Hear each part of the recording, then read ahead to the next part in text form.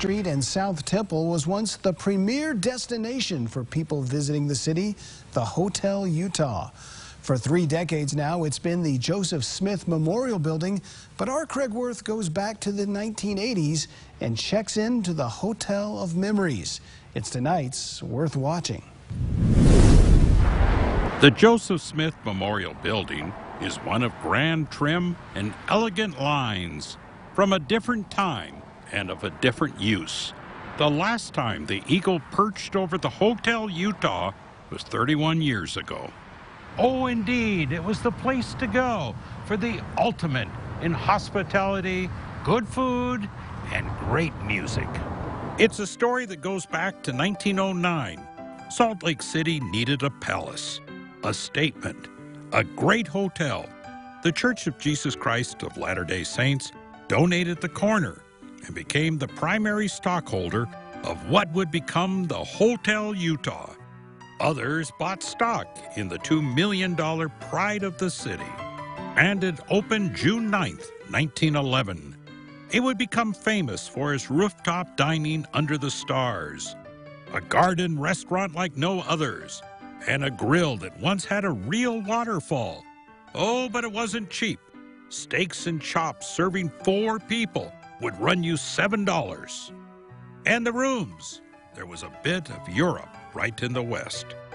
In 1911, we do not know what the standard room went for, but we do know that President Taft had to pay $6 a night when he stopped by a couple months after it opened. Yes, $6. But again, this was the best place around. And that $6 also covered sitting in the incredible lobby. You didn't have to be president to have memories of your time at the elegant hotel. Maybe it was the famous Hotel Utah hard rolls, or the desserts. Salt Lake grew up with the hotel, as President Gordon B. Hinckley noted the day the hotel turned 75 years old. I'm the same age as the hotel. The hotel has weathered it better than I have. It went from being surrounded by Model T cars to a more modern life, and it still kept its charm. It was the place to come for tea, and not just tea, but to listen to the magic of the legendary Harry Black on the piano. The lobby was full of magic, both the music and just the feeling. Oh, and the food. A place to escape the city for a moment or two. The food was great, but okay, it was the desserts that set the place apart, especially on a special occasion. That's why half the town wanted to be here on a birthday. Nelson Styles could make your birthday unforgettable with his rendition of Happy Birthday. He sang it every night, it seems, even to the hotel, once on its birthday. Happy birthday to you. And then in 1987, something happened. The city learned that the Hotel Utah would close.